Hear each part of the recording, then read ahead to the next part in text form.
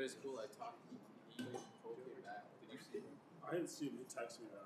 And then he texted me that like Thursday night, and then I was like, "Oh, you're at the game." He was like, "I'm sure." I honestly, I was in sick practice and I was trying. Fair. Yeah. Did you see him though? Yeah, I did see him. He got Josh Austin. I saw that on LinkedIn. Yeah, it's pretty sweet. Yeah, I think he kind of. I was wondering, was kind of like Boston. He's from Boston. Yeah, I think he had somebody who just kind of like put in a letter of recommendation. It was pretty. He was on his merits. I think he did like 3 interviews. Nice. What was it? What exactly is it? No, it's a little different. He did like business minor and stuff, so he's software sales, which is like pretty good. Yeah, good that's deal. cool. Yeah. It seems a little bit, I don't know, a little less Personable. computer time. Yeah. But yeah, dude, I think he moved out there like earlier this week, like Saturday or something. Oh, you're on. They drove out there, so That's exciting. yeah, dude. Big man is an adult now. I'll be very impressed. Yeah. Like so I have a twin brother here. He has his job next year in architecture. So he's kind of Like looking at the money. well, they money though, but Yeah. still like that. Like, kind of just like chill. Yeah. He's not set up, but he did get the offer. And then I even have like one friend in aerospace. Already has his job. Yeah, it's tough.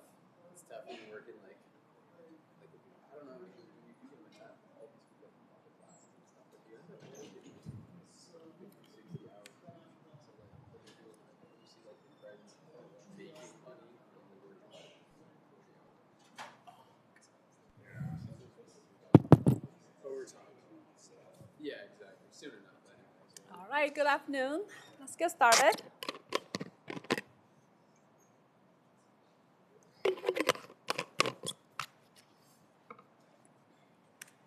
All right, first a couple reminders.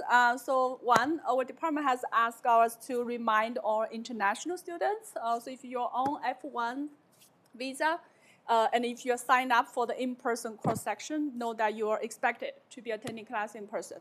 Okay, need to be present inside the country. So there have been cases like students are like outside the country for extended time. So for that, make sure you contact the ISSS for any arrangement. Okay, so that is important, right? That's really kind of like very important for maintaining your visa status. Okay, another one, career fields. How many of you there are career fields happening? When? Hopefully you all have received the email already. How many are planning to attend? Hopefully all of you. Okay, all right. So this again just a reminder. Our department asked to share, right? Remind students.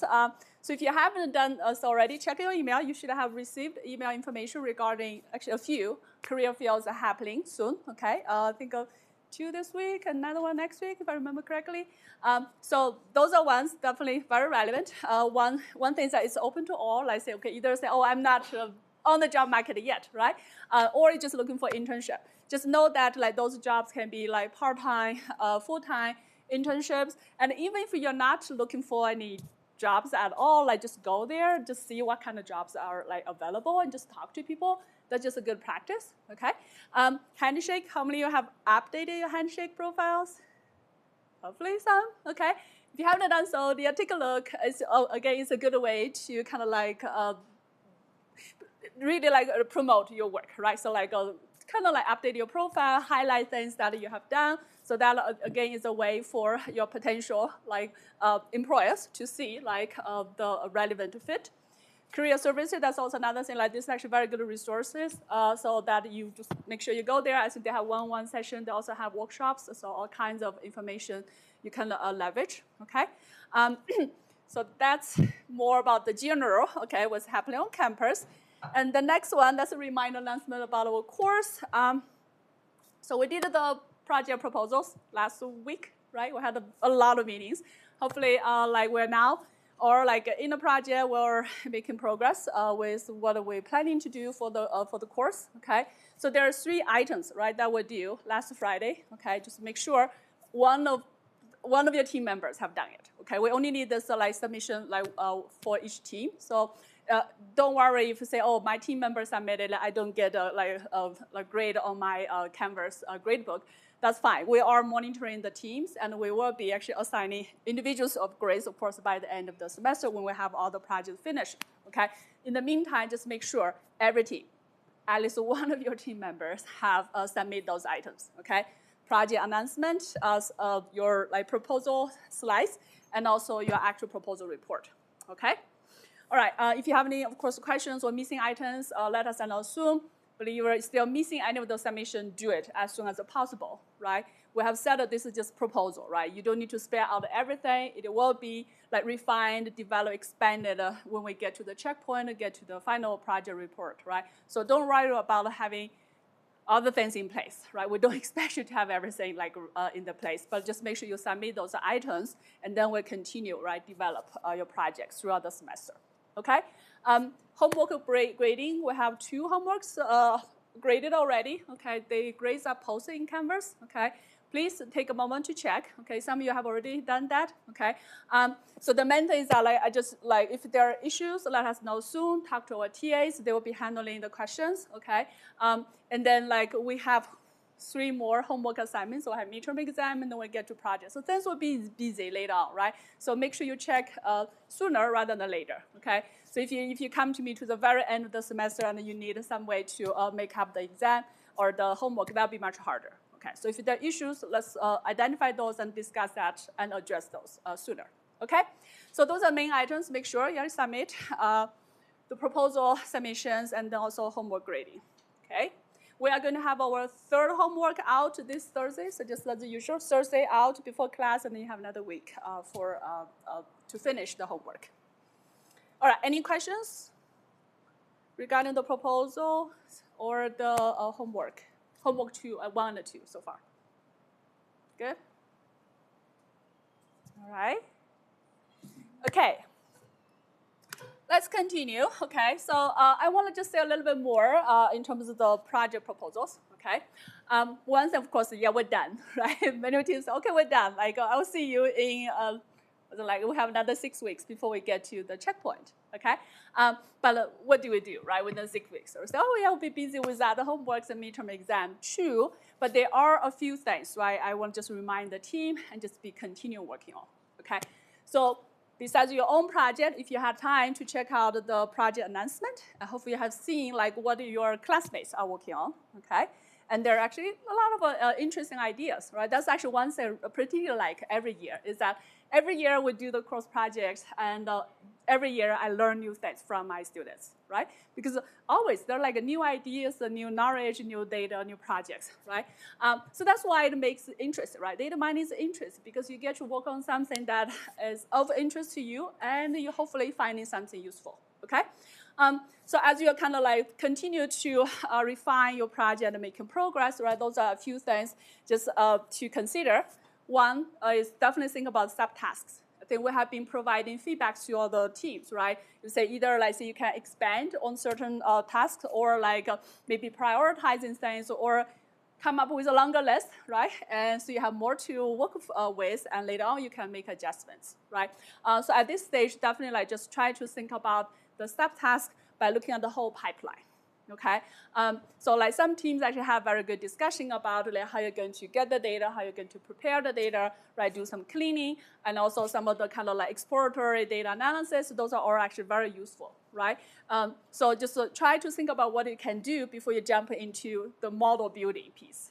Okay, so there's actually a lot, right? So think about what kind of analysis you can do to understand your data, to characterize your data, what kind of figures, right? Visualization that you may be able to leverage to highlight, right, some of the interesting things you may be finding from your data, okay? And then as you dive into the model, a lot of times you think like there are a lot of existing models, right? So you're actually encouraged to utilize what's already out there, right? You don't need to like rebuild everything from scratch, right? Utilize what's already there, but focus on your part, which is the analytical thinking, right? So what is interesting and what is the value of your work is that I know those tools, right? I know what they can do, and I have my particular problem setting.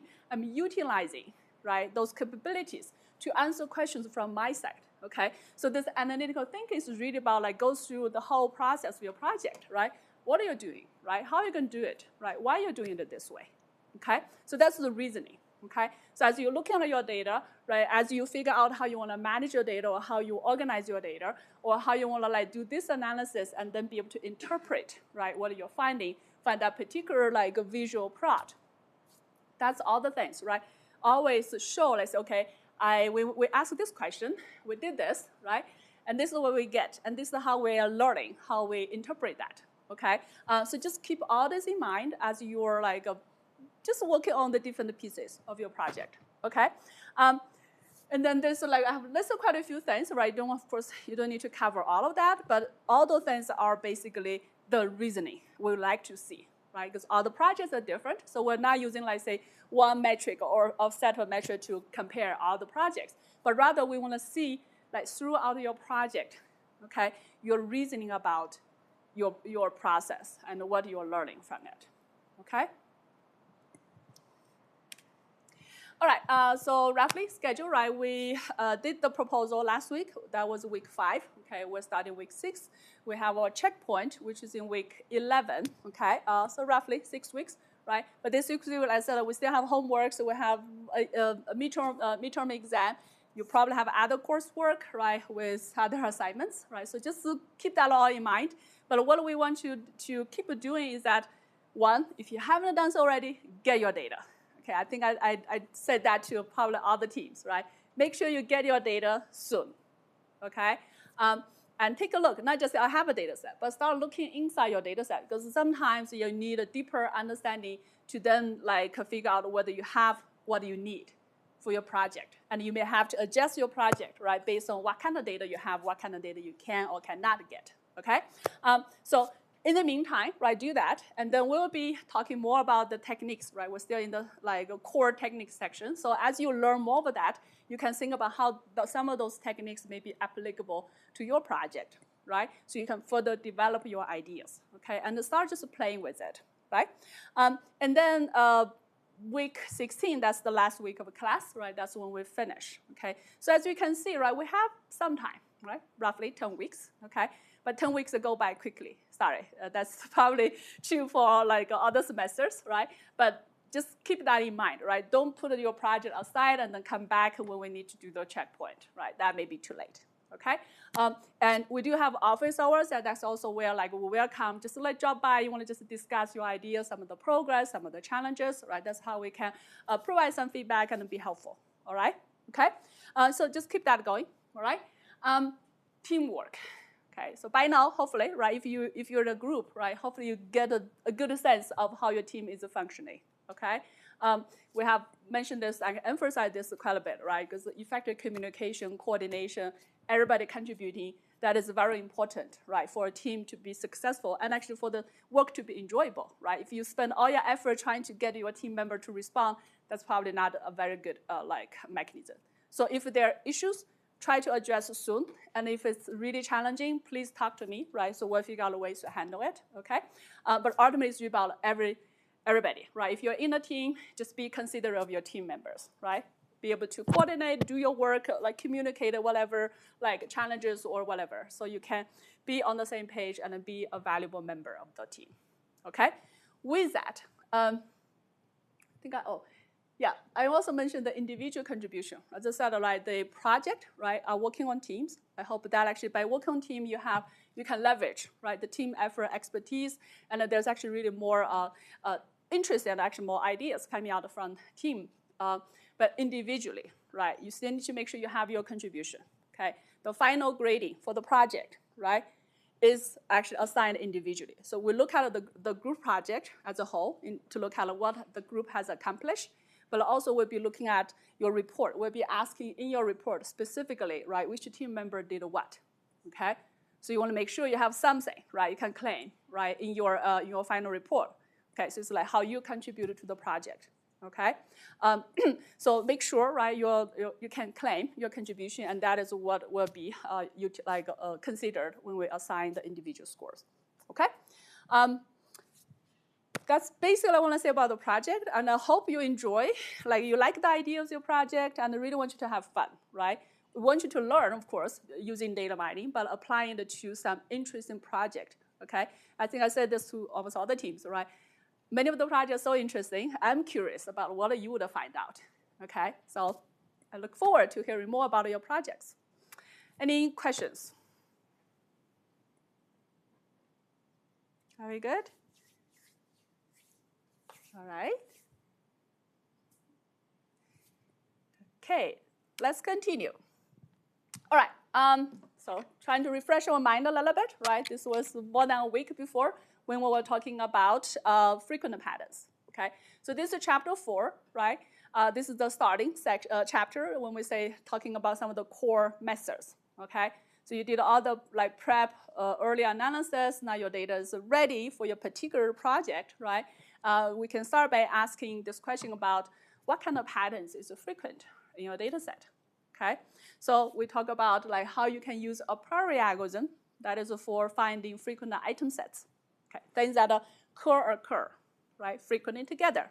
Okay, we also talk about how you can improve the efficiency, because with a priori algorithm, the general process is that you need to generate your candidates, right, and then count the support, and then remove the infrequent ones, and then generate the next level of candidates. So you're spending a lot of time, right, generating things that are may or may not be frequent. Okay, so we talk about methods, if you remember, right, partitioning, sampling. Okay, we talk about some of hashing mechanism, right, vertical data format. So those are mechanisms that we can utilize, right, to make the a priori algorithm more efficient. Okay, but we then talk about a completely different approach, which is called FP growth. Okay, so this method is still for finding frequent patterns, but doesn't do this kind of generate candidate and test process. Rather, it's using this kind of conditional database, okay, or prefix tree, so that you are guaranteed to generate only patterns that are frequent. Okay. Now, once you have talked about the basic concepts, right, and how you find frequent item sets using different methods, okay, the next part, where we were actually ending, right, in the previous, the week before next, before the previous week, is about how you measure, right? Because ultimately, I want to find the patterns, okay, but you need a way to measure the interestedness. Okay, we're always talking about finding interesting patterns, but how do you say this pattern is interesting? Okay, so we talk about the support, right? That's basically the frequency, right? How often you see those things happening, okay? We talk about confidence. That's the conditional probability. If you see A happening, what is the probability that B would occur, okay? But we later also added another one, correlation. So the question is that not just about A occurred, then what's the probability of B occurring? Rather, we're talking about if A has occurred, is B more likely to occur or less likely to occur, okay? And that is the correlation we're trying to capture, okay?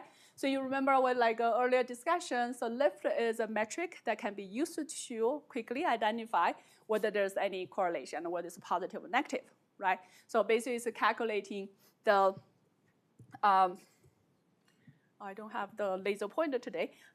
So basically calculate the probability of A and B occurring together. Again, remind you, A and B are item sets. So we're using A union B to indicate the probability of A and B occurring together, okay? So in this case, right, so basically, okay, the probability of them occurring together divided by the individual probability, then you get the lift value, and based on whether it's equal to, greater than, or less than 1, you have a way of saying whether it's independent or not, okay? This is a calculation. I will skip. I think we covered this already, right? So hopefully you know how to, one, read the table, right? So if you're giving you this table, you're basically talking about two different types of atoms, right? Whether they're occurring or not, okay? And then you basically calculate the probability of them occurring independently and occurring together, okay? So in this case, when we say playing basketball, eating cereal, when we see actually a value that is less than 1, that means playing basketball and eating cereal are actually negatively correlated, meaning that if you play basketball, you're less likely to eat cereal, okay? All right, we also can use chi-square. So chi-square is what we mentioned earlier, right? When you talk about like integration, you can actually use a chi-square measure to calculate, right, potential correlation for categorical values, okay? So same table, right? If you use a chi-square calculation, there are two steps, right? Lift actually would already tell you whether it's positive or negative, okay? But with the chi-square, first we determine whether it's correlated or not, because the chi-square value is always non-zero, right? Because you're adding, it's the sum of the square, okay? So it's always non-zero. So when we basically look, first one is like we look at the chi-square value, right? Here, this one, right? So basically say, okay, if it's above my threshold, right? In this case, right, with two binary, two variables, right? So any value that's above 10 is considered, right? Like violating the hypothesis, so that means they are indeed dependent, correlated, okay? So first, so based on chi-square value, you determine, okay, it's correlated. But then to determine whether it's a positive or negative, then you look at the differences between the observed value and the expected value, okay? So in this case, right, this is eating cereal, playing basketball. The observed value is less than the expected value. So that means it's negative. It's less likely to occur, okay? All right, we're going to talk on the left, chi-square. And we're making it actually not easy for you, right? We're giving you more measures, okay? So you can see, right, you don't need to memorize all this, but quickly you can probably see, hey, there are a few different metrics. And then you can look at some of the specifics to figure out how they're different. But at any speed, you're basically looking at the conditional probability, but then you're trying to look at like when something is happening, another thing is happening or not. But the key thing is about this now transaction. Anybody remember when we talk about now transaction? Any recollection? We mentioned this before. We were talking about the different attribute types. Anybody remember that?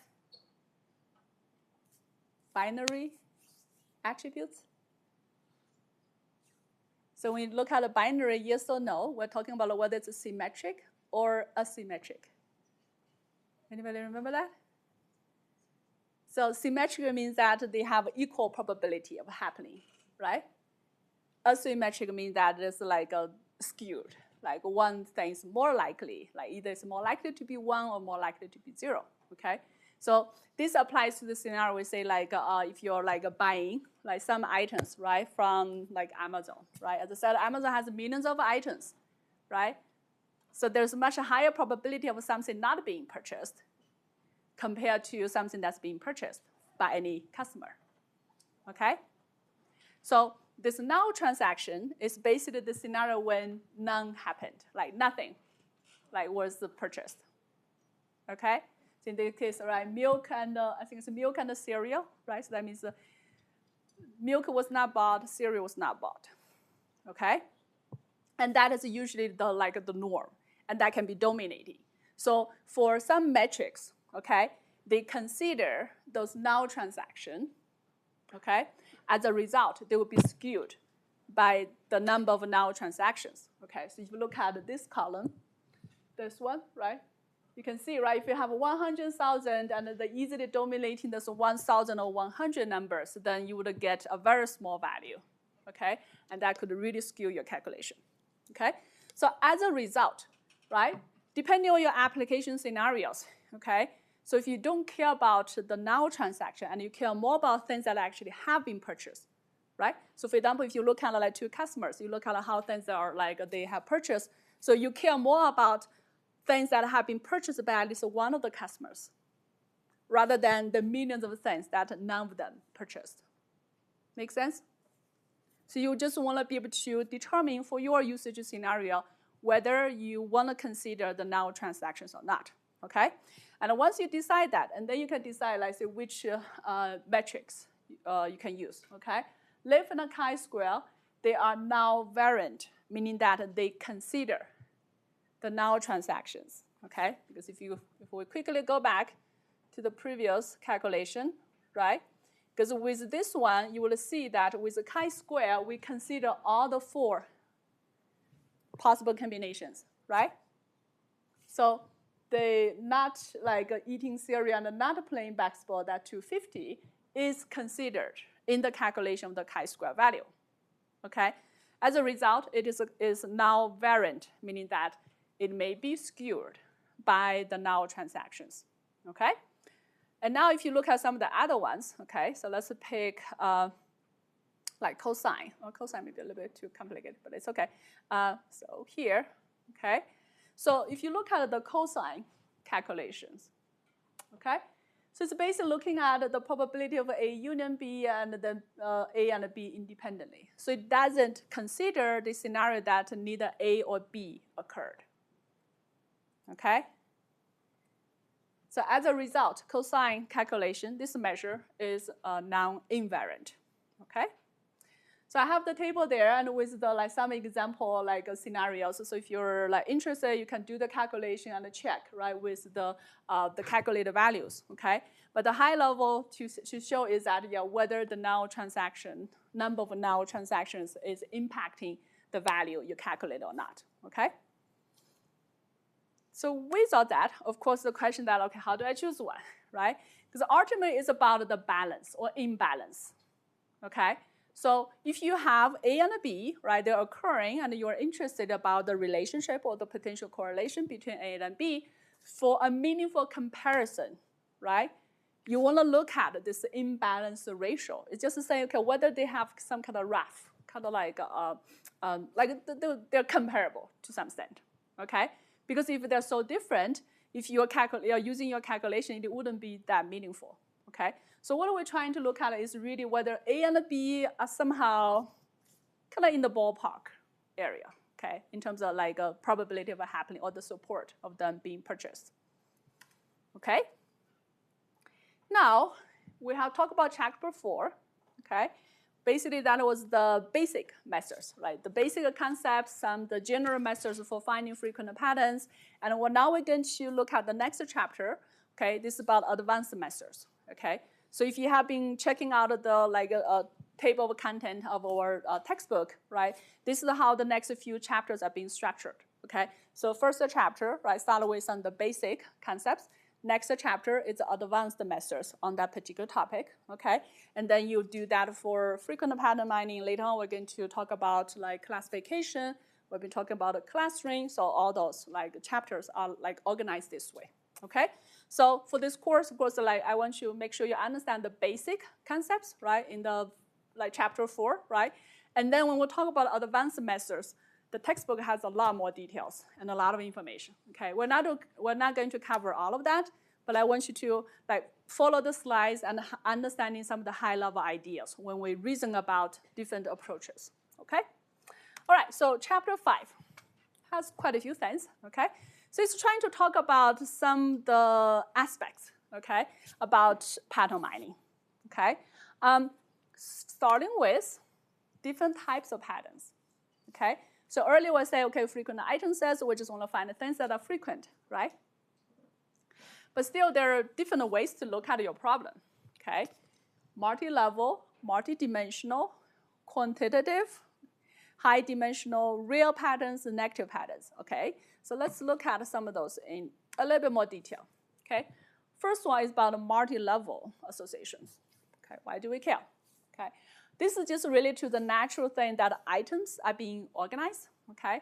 So if you go into a store and you're trying to buy something, right? Say if I want to buy bread, but when you go to the aisle with all the bread, you'll see so many options, okay? There are different types of bread, and there are different brands of bread, right? So as you are kind of looking at your patterns, you will say, do you just care about bread generally? Or do you care about, say, like a certain brand of bread? Or you care about, like whole wheat bread? Or if you're getting milk, it's like 2% fat-free, whole milk. Those are just different things, right? Similarly, if you're looking at, say, computers, right? If I go into a store and say, okay, I want to buy a computer. What kind of computers? Right? You're talking about the laptops, you're talking about iPads, you're talking about like personal computer or like more powerful like workstations. So there are different, right, variations, okay? So just naturally in the real world, when you work with different items, knowing that many of those actually have some kind of hierarchical meaning, okay? They can be more general, they can be more specific, okay?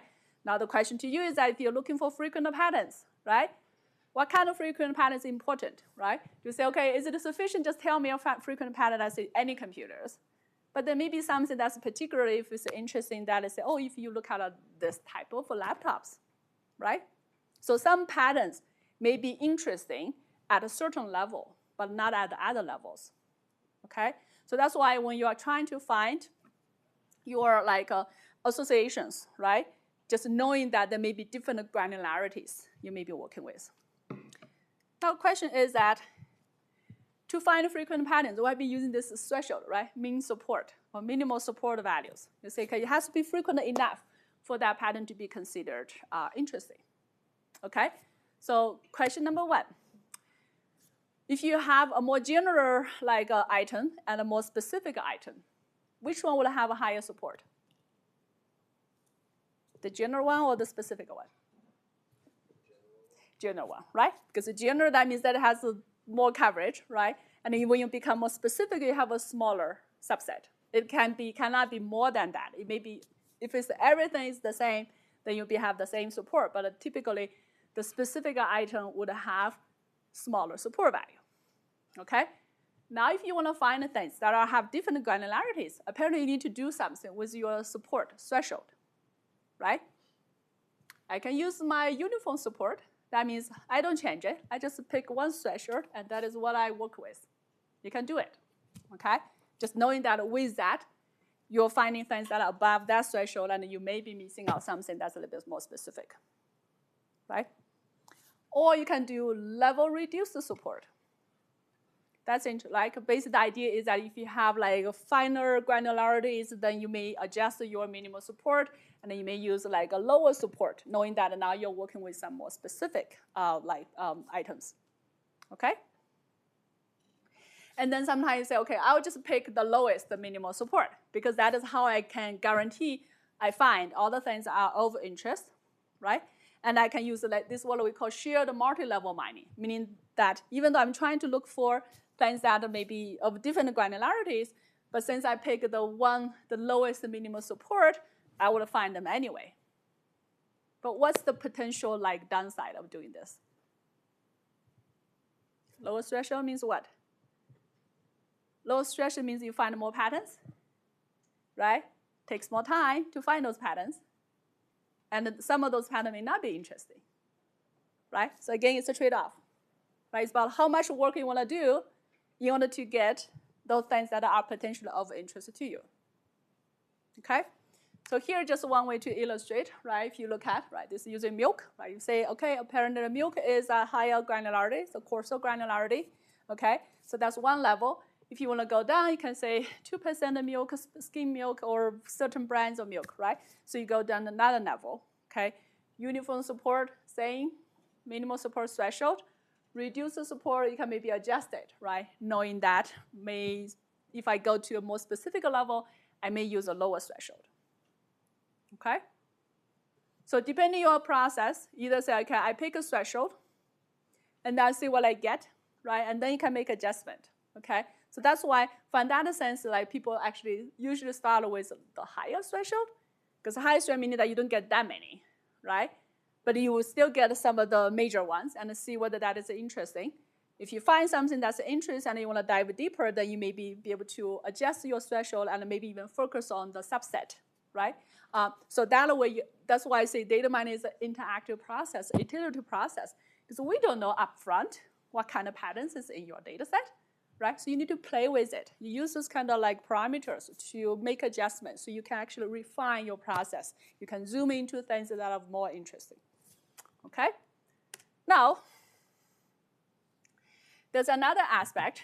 This is about redundancy filtering, okay? So what we're basically talking about is that if you're finding a pattern, right?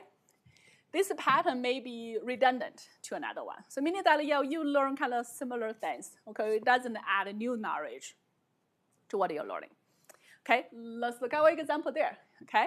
So I have a milk, let's say okay, so milk to wheat bread, okay? So that basically means that there's 8% chance, that's a support value, right? That milk and wheat bread are being purchased together. And then there's a 70% probability. What that means that if somebody purchases milk, then there's a 70% probability that this person would also purchase wheat bread, right? And then I can do another one that is a lower level, right? So that is the 2% milk, okay? So milk as a general rule versus the 2% milk. So if you look at these two rules, which one would you pick? Are they both important, or would you just pick one? What do you think? Is one giving you more knowledge or more information?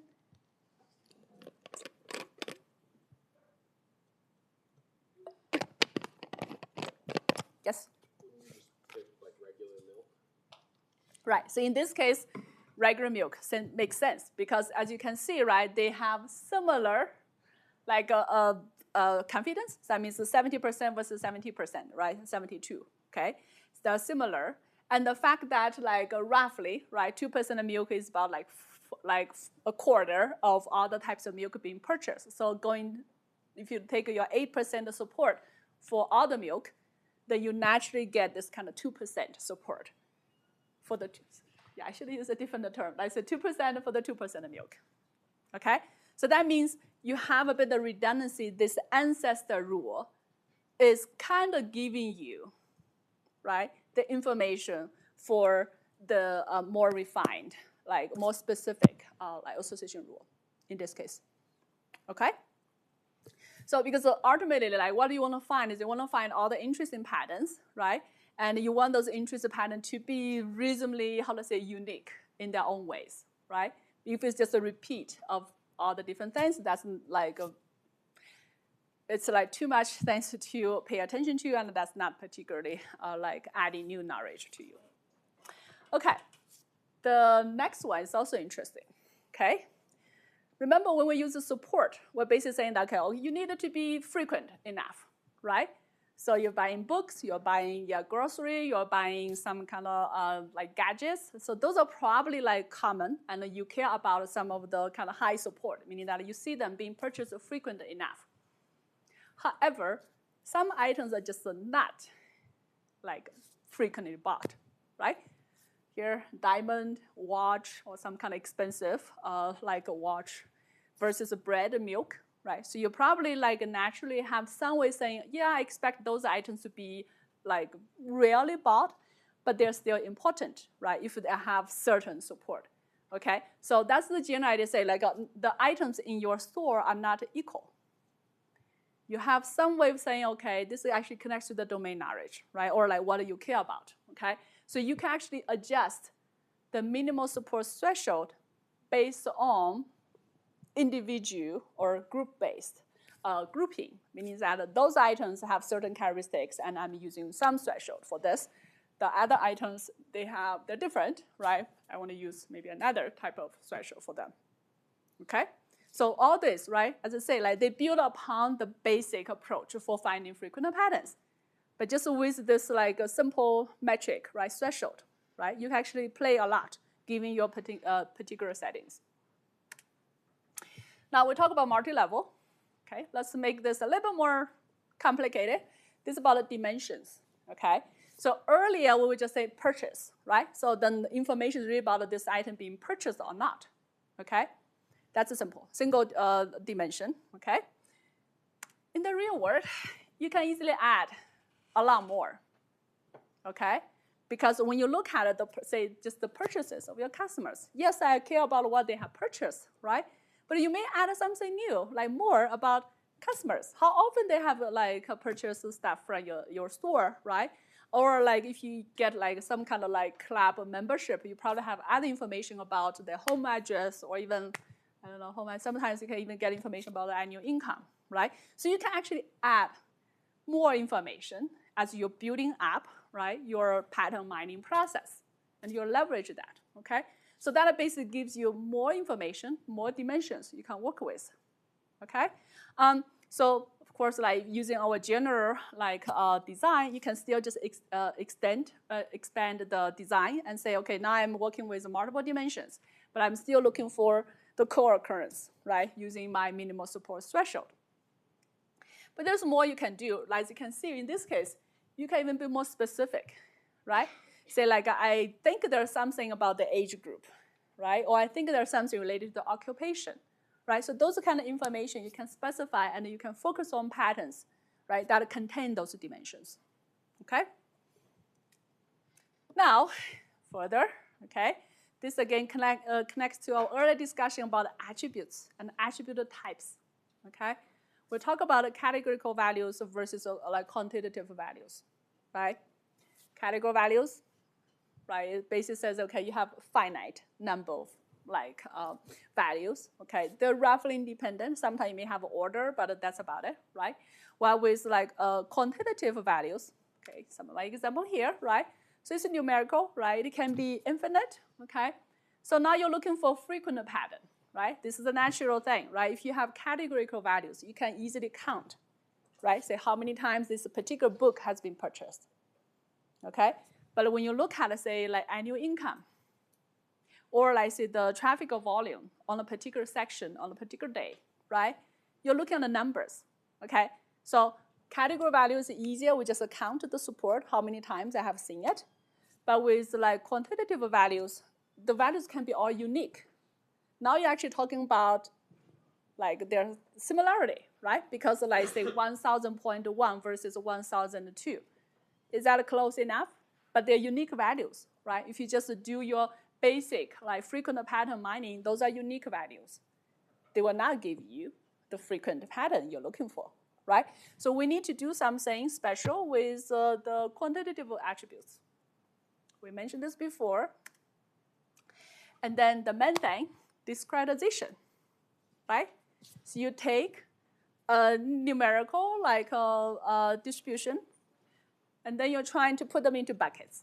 That's a hell of an idea, okay? But there are a few things for you to do the buckets, okay? If you say have some way of say you want to use a static like discretizations, that means I just put them into buckets. Those buckets are fixed, okay? I can just do it that way, okay? So age group may be one way, right? You have predefined concepts. So if you say, okay, this is like people like say college, like age, and then like typically like college age, and then maybe working professional but younger generation, and then you have the middle age group. So you have a rough like semantic meaning to group them, okay? So that can be useful if you have this kind of relative like discretization, okay? But a lot of times you say, oh, I don't know, I want to look at my data and then maybe trying to do the grouping, okay? So that's the dynamic aspect, okay? And a lot of times in the real world, it makes sense for you to look at your data first, look at the distribution, right? And then given the distribution, you may be to have some more meaningful way of dividing up, right, your like values, okay? For example, like, I think we mentioned this, right? So Facebook friends, or like friends you have on the social media, right? And now I want to do some kind of bucketing based on how many friends, right, in your social media. If I don't know, it'll be hard if say I pick something that may not be suitable. Rather, I would say, let me look at the data first, look at the distribution, and then I can find some meaningful way to divide up the buckets, right? And sometimes you can do even more because the dynamic discretization sometimes just look at distribution, right? But you can also do clustering, okay? Clustering is a way, well, we'll talk about more about later how you do it. But if you have a cluster, what it basically means that the cluster just within the cluster sense are similar, right? Between clusters, they're different. So that's, again, give you a natural way to group things, right? Same cluster goes into one group, different clusters go into different groups, okay? One more, this is called a deviation, okay? This is about, not about just grouping things together, it's more about how things are different, okay, and how different things are, okay? So this example, right? So if you say, okay, if you take the normal data, so people's like wage, like hourly pay, okay? You have a general number and some distribution, okay? But now if you say, okay, if I look at the gender and you're trying to split, right, the data based on the gender information, And all of a sudden you realize, hey, that's actually much different compared to the norm. Okay? So say like if the overall mean is $9, hopefully. Well, this is the older number, it should be higher now. But say, okay, if the norm is $9 per hour, and when you look at the female, right, workers and say, oh, it's actually much lower than the norm, right? That's the deviation you're trying to capture. And that is a pattern that may be worth noting, okay? So you can see, right, we're playing with numerical values, okay? But for numerical values to be meaningful when you're talking about frequent patterns, you need a way of grouping things. You need a way of differentiating things, okay? Now, so far we've been talking about frequent patterns, right? But there are also patterns that are not frequent but still be interesting, okay? So here we'll briefly talk about rare patterns and negative patterns, okay? So the name suggests, right, rare pattern means that they occur rarely. So they're not frequent. Why do we even care? This is usually because there's something significant, right? It's rare, but it's significant, okay? So in the world of scientific discovery, actually, a lot of times they're looking for those rare events or rare phenomena, right? So in this case, right, you say, okay, yeah, this is typically we see this, but all of a sudden we see something quite different, right? And that is what we care about, okay? So in this case, of course, you need a way of specifying, right? We mentioned earlier, if you can adjust the minimal support threshold, right, for certain groups or certain individual items, okay? So you have a way of finding things that you know would be rare, but would be of interest or of significance to consider, all right? That's real patterns. Negative patterns, okay? So negative patterns is kind of the inverse of what I'm talking about, say things occurring frequently together, right? So earlier we'll say, okay, like A and B, they're friends, so they tend to be like going to things, like events together. So you see co-occurrences regularly, right? That's a frequent pattern, okay? But then you can talk about A and B, they're enemies, they don't like each other, okay? So then it could be that like for them to be occurring together is actually rare, okay? You can actually apply this to many different things. For example, like most of us maybe will buy one computer with one type of model, right? So the fact that you'll be buying like two kind of similar type of like computers like together is rare, okay? So that's again one thing that is worth noting, right? Sometimes like if you go to, I don't know, hardware store, right? You have all kinds of tools of different brands you can choose. So if those tools are of maybe different brand, but they have similar functionality, usually you wouldn't buy both of them, right? So the fact that both of them being purchased may also be interesting, okay? So that's the general idea of a negative pattern, meaning that, hey, we don't see them happening together, but now if they are happening together, that's something worth noting, okay? This also relates to the now transaction, okay? You'll be actually noting this actually throughout the course, because whenever we're looking at the data, this now transaction is something you already need to reason about, right? Do you care about it? Is that something you should consider or throw away? Because the main thing is that now transactions are the things that they neither happened, right?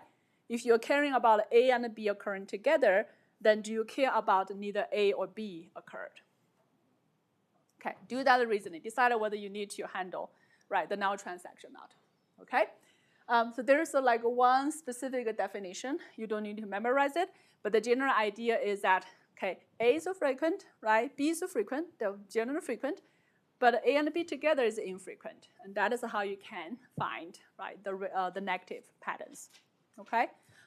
So all those are just examples. As I say, you don't need to memorize, okay, like how to find all those patterns, but I want you to understand, right? There's really a wide variety of patterns when you're looking at like finding patterns from your data set, right? We start with the frequent patterns. We'll talk about like multi-level, multi-dimensional, all those kind of things. And you talk about like numerical data, right? They're just different, but you will see that in the real world, and you need a way of handling them accordingly, okay? All right, so we talk about different types of patterns. Next, let's look at compressed or approximate patterns, okay?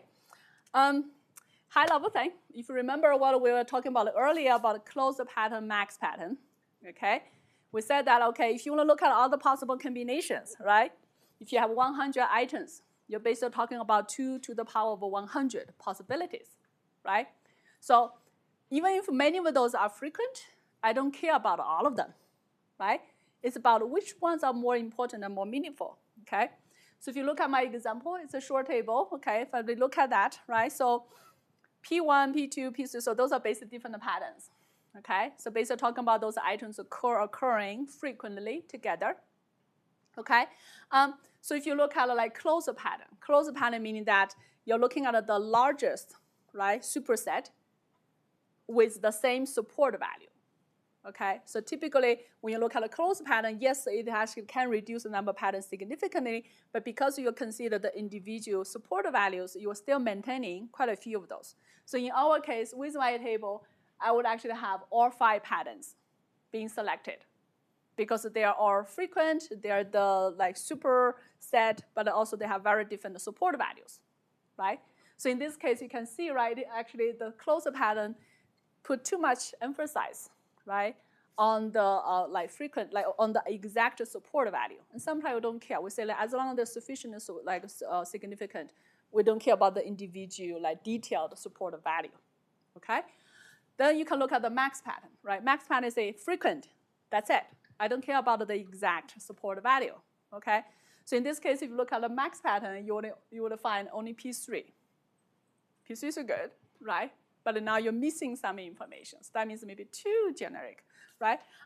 So in this case, if you look at that, right, of course, this is maybe a little bit subjective, but you can see a good balance is that you find P2, P3, P4. So that means they give you a good summary of the important patterns, okay, without being too much, okay? Because if your system returns, say, 1,000 patterns for you to check, versus a system that returns 100 patterns or even 10 patterns for you to check, right? That's a big difference, okay? So what you want is be able to find patterns that are useful, but also the patterns are not too similar to each other, right? If they're too similar, then I'm kind of wasting my effort to look at all those patterns, okay? So then we use this notion about pattern distance, okay? So what you're basically talking about, I want those patterns to be not too similar, okay? So one way of defining that, you're basically looking at the overlapping, right, of the items in those patterns divided by the individual size of those patterns, okay? So you say if those patterns are big and then they have a lot of overlap, then they're probably very similar, right? And I don't need all of them, okay? So at a high level, what we're trying to do is that we want to find patterns, okay? That's why I'm using this term, top K, okay? So here I care less about finding all the patterns. I care more about finding approximate patterns that are representative and informative, okay? So I don't want to find all, so the K is usually a smaller number, I see. I want to find 10 or 20, but not 1,000, right? But then how do you choose this 20 or 10, okay? If you just go by standard approach, right, you look at the support values or the confidence values, right? So the highest one, you pick the highest one. But you may end up having the top 10 highest one are very similar to each other, right? So what we want is we want patterns that have high significance but low redundancy. So they're all significant, but they're different, right? Okay. So the textbook has more details, and actually this paper, this is from KDD, right? This is 2006, a little bit outdated, but the method is actually quite interesting. So if you're interested, you can look at the details. But here we just have a bit of kind of illustration, okay? So first you look at this, right? So those colors, darker colors means more significant, okay? So if you're using the basic approach, if you want to just pick, right, the top, let me see, what is the top? We're picking 3, right? So picking out of the top 3. So in the first one, A, right, if you just say, just go by the significance. You pick the top 3, that's the 3, let me see what I can see. Yeah, here, traditional top K would give you those 3, the darkest color being purchased, being selected. But they're fairly similar, especially these 2, right? That means they're very similar. They're both significant, so they're all being purchased, like selected, okay? So say, maybe not. I want a bit more of a spread of the sense I pick, right? So now if you look at the B, so that's the, D. D is the summarization. So summarization generally wants you to do is to kind of spread things out, right? Pick things like across the spectrum, okay? Now you would find those three, okay? You have this one, this one, this one. But now the question is, these are lighter color, meaning that they're not that significant, okay? So ultimately what we want is B. So B is a kind of bit of a balance between significance, meaning that you're choosing the darker color ones, right? But also it's like low redundancies. That means the things are not that similar. So the ones you pick, as you can see, the ones you pick, they're darker colors and they're reasonably spread out. Make sense? So that's really the intuition, right? There are many patterns to choose from. You want to find a pattern that are significant, but not too similar to each other, okay?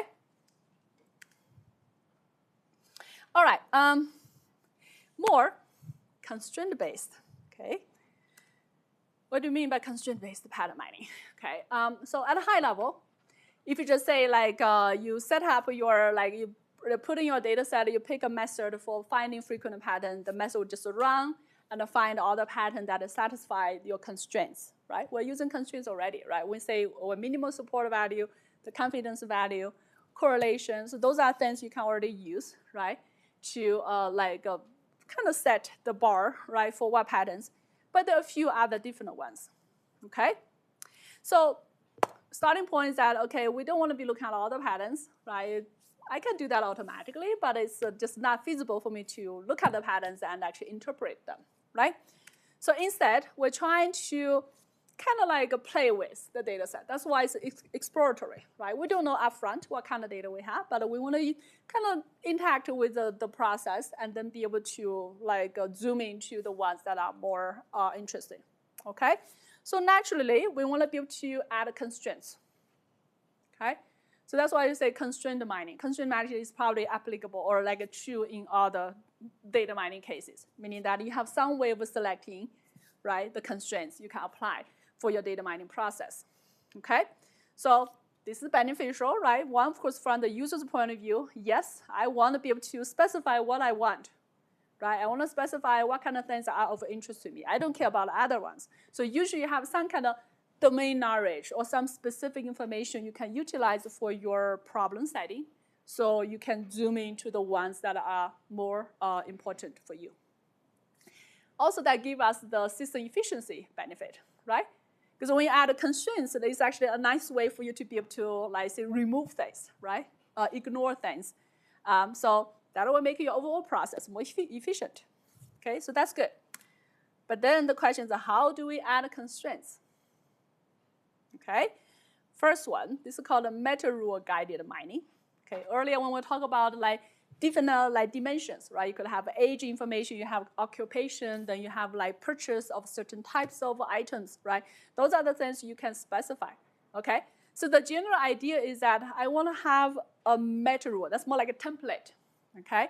So the template will allow me to specify, yes, I care about those dimensions. Yes, I care about those kind of like relationships, okay? So this is one example, right? So this is a X, Y, X, W. What does it mean? Is that like if you have a certain, like the X is your like customer, right? And the Y is some kind of attribute value or property, right? You say, okay, this customer has two properties, Y and a W, and then say, okay, I care about like only customers who actually purchase, right, the Office software or purchase like certain things. So now you say, okay, yes, I want to find attributes that may give you a kind of higher confidence of customers purchasing certain things, okay? So if you specify that rule, you run it. In this case, right, you don't need to look at many other combinations if they don't consider or they don't contain like the Office software that you care about, right? So it's a much smaller set, and the problem can run very efficiently. Now you may be able to find something that now kind of conforms to your template, right? That's your meta rule, okay? So in this case, you're finding things that are of interest to you in the specific format, and your process becomes more efficient, okay?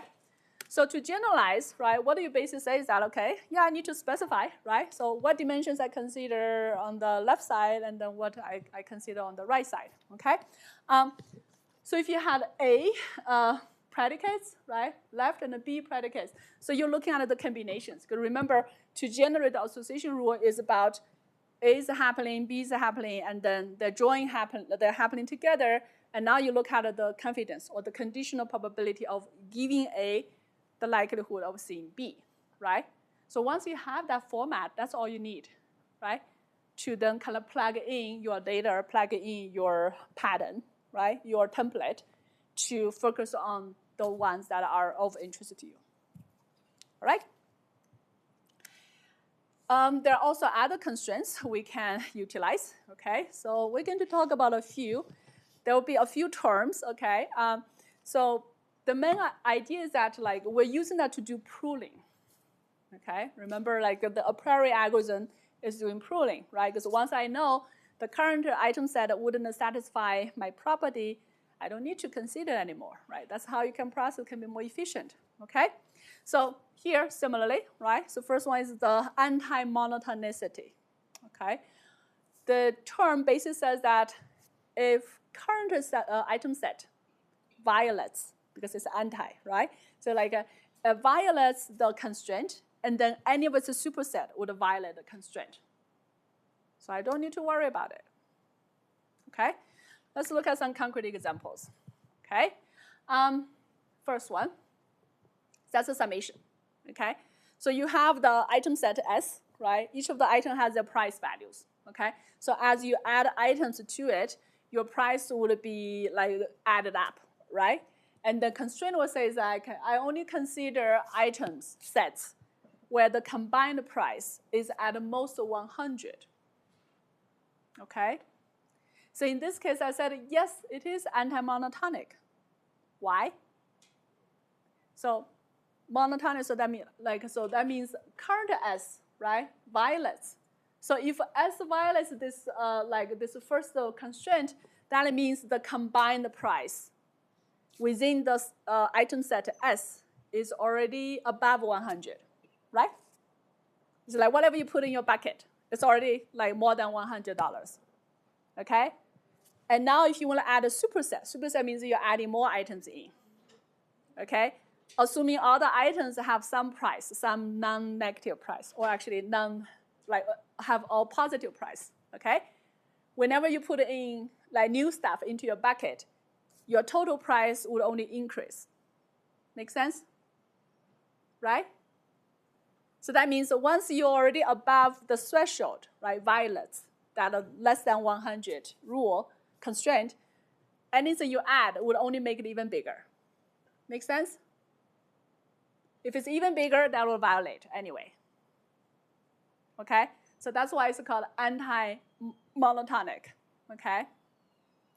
So I'll keep the other two so you can play with it a little bit. Okay? But at the high level, what you want to do is that you reason about the property of those constraints, right? Because with the sum, I said that you do only like increase when you add items to it.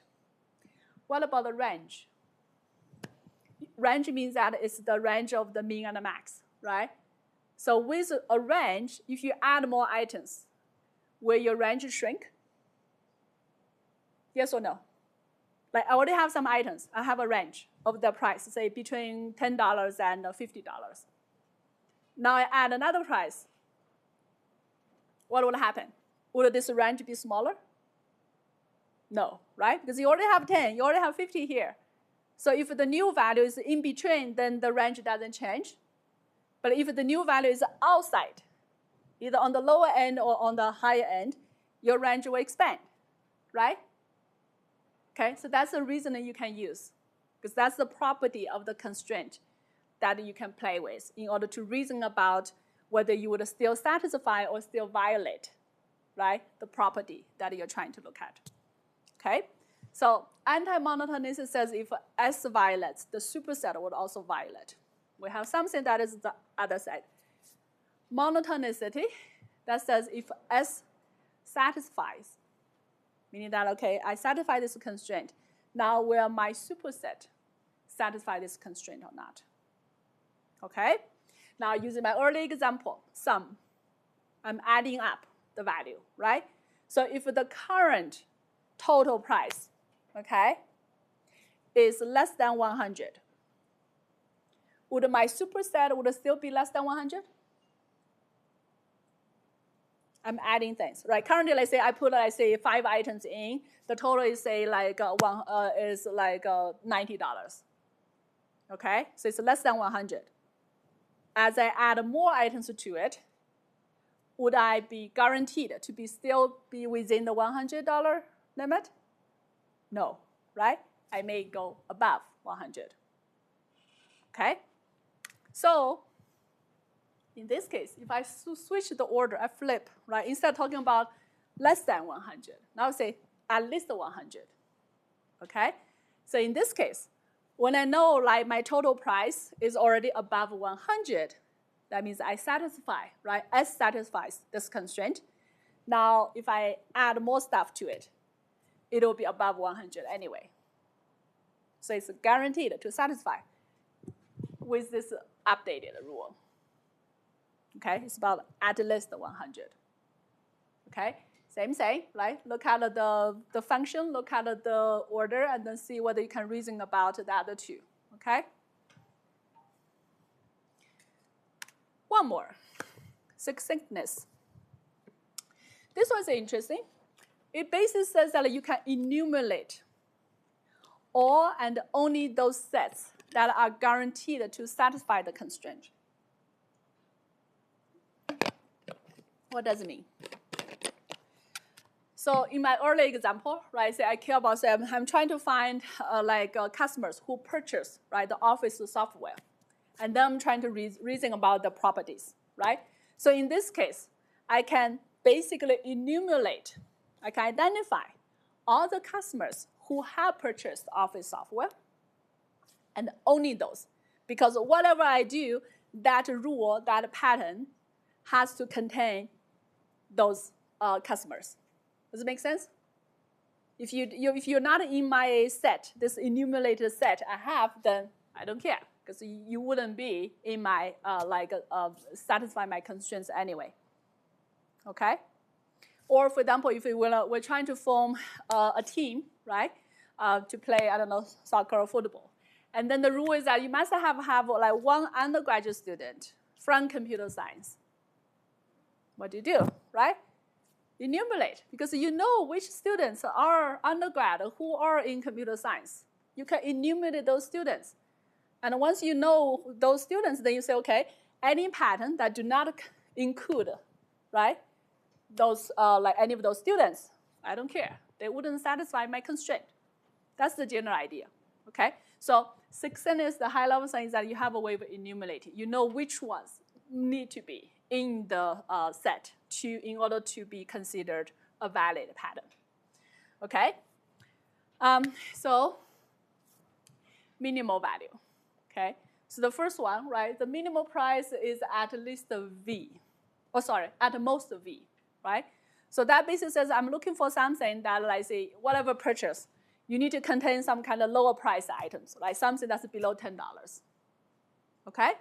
So if you know in your store, you know which items like have prices that are below like $10, you can enumerate those items. Okay? And if you see any like a data set or any item set that doesn't contain those items, you know they wouldn't satisfy your constraint. Okay? All right, let's look at the time. Okay, there's also an interesting one. This is about the order of adding things, okay? Remember earlier when I said item set is not ordered, right? But I could enforce an order so that I can have some property, okay? So the general idea, right, this convertible strings, meaning that if I can somehow order my items, right, in terms of how I put items in, then I can make those constraints, right, monotonic, anti-monotonic, okay? So let's see how this is possible, okay? Average. As you can see, right, if you're computing average value of a set of items, And if the items are randomly ordered, meaning that you can have like a value, like an item that's say $100, next one is $5, then your average will be going up and down, and you really don't have a control of whether it's going up or down, because that really depends on whether you add something that is above or below your average, the current average, okay? But if we can order the items, right, so in ascending order or descending order, now you have a way of guarantee, right, whether your average will be going up or down. Make sense? Because it's average value, and I know that my prices wouldn't go up, right, based on the ordered items. Then if average order here, I can only go up because all the values will be bigger. Or if it's descending order, then I know my average will go down. Okay? And now you can have a way of a guarantee, right? If you say the current set, the average is already below some threshold, and I know I'm going down, then I know it's guaranteed to be below that threshold. Okay? So the main idea is that through this ordering process, right, I have a way of making my constraints to have certain property, like anti-monotonic or monotonic, because those properties would help me to do pruning, right, or speed up my process. So I'm trying to order things, make adjustments, right, so that I can leverage those properties, okay? So average is a good example, because average is without ordering, it can go anywhere. But with ordering, you can control whether it's going up or going down, okay? So strongly convertible, that means you can actually now go in both ways, okay? Average is particularly interesting, because if you go up, right, if you keep going up, you have let me think about. So keep going up, and if you say once you're above certain threshold, right, you'd always be above certain threshold. So that can make it anti-monotonic, okay? But also you can make it monotonic, because once you're below certain threshold, and you keep going down, then you're guaranteed to be below my threshold, okay? So by doing that, you have something that is strongly convertible. So that means now you can go both ways. Okay, so you can leverage both properties in your process. Okay, let's look at a concrete example. This is again my simple table, right, for the a priori algorithm. Okay, so this is the basic approach. If you look at my tables, or if you remember, I'm using the mean support, right? That's one way to say, okay, whether it's frequent or not. I go through my first round looking at the one item sets, right? So item 4 is removed because it only has a support of 1. And then I can keep it going to get the 2 item set candidates, count the support, remove the ones that are not frequent, and then finally get my 3 item sets, okay? So this is the general path for the basic, a priori algorithm. Now let's add a constraint. My constraint says that the total price of the item set would be less than 5, okay? So here assuming item 1 has a price of $1, item 2 has a price of $2, okay? And just like that process. Okay, so that means the total price need to be less than 5, okay? So if you look at the first table, which one can I remove? Can I remove 1 already? The price need to be less than 5. So item 5 has a price of $5. So I should be able to remove this one, right? This one will be gone because it doesn't satisfy my item. And then continuing, let me show this up, okay? So for the first round, I can remove 5 because it's already violating my constraint, okay? And now, so I don't need to consider anything, right, with a 5 in it, okay? So that's good, right? So now I don't need to consider the combination of 1, 5, or whatever. So that is already gone, okay? And then when you go to the second round, 2, 3, 2, 5, 3, 5, those wouldn't happen anyway because the 5 wouldn't be considered, right? I wouldn't even generate 2, 5 or 3, 5 as a candidate, okay? Furthermore, I can remove 2, 3 because the 2 plus 3, right, it's already $5. It's above my threshold, so it wouldn't satisfy, okay? So if I remove 2, 3, 2, 5, 3, 5, I wouldn't even generate the 3 item set as a candidate because I don't have them, right, in my valid set, okay? So on top of the red, bars, red buckets, those will be what you will be pruning using a priori algorithm, okay? using my constraint, I can further remove other buckets, the ones in the yellow like cells, because they wouldn't be satisfying my constraint. Okay, so that's why it's just making it more efficient, right? Another one, okay, that means your minimal price need to be at the most 1. So this is actually about being succinct. Succinctness matter you can enumerate, right? The item that must be in. Okay, so in this case, if you say your minimal price needs to be at the most 1, which means there's one item I have to keep in. Which item? 1, right? Because item 1 has a price of 1. So if you want to satisfy this constraint, you must have item 1 being purchased. Okay? So with that, I can actually, again, remove things that do not contain 1. Okay? Now my question is, why can I remove 2, 3, 5 in the first round?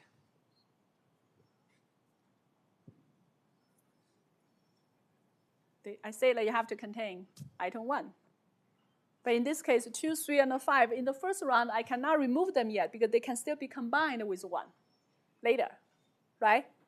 So in that first stage, I know 1 could still be added. That's why I cannot remove them yet.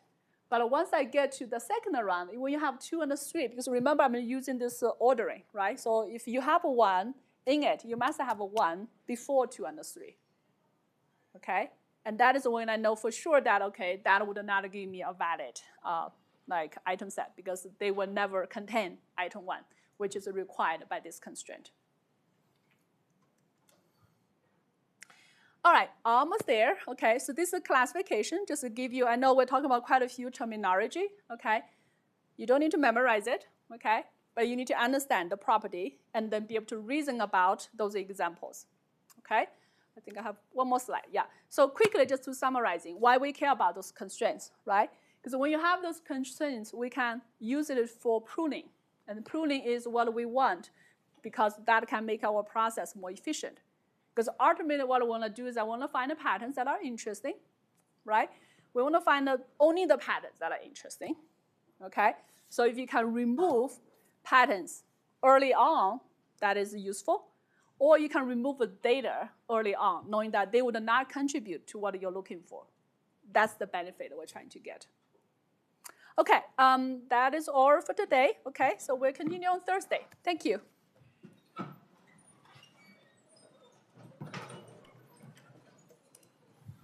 Hey, Professor. Hi. I just had a quick question. I don't know if you can tell me this, but on the midterm,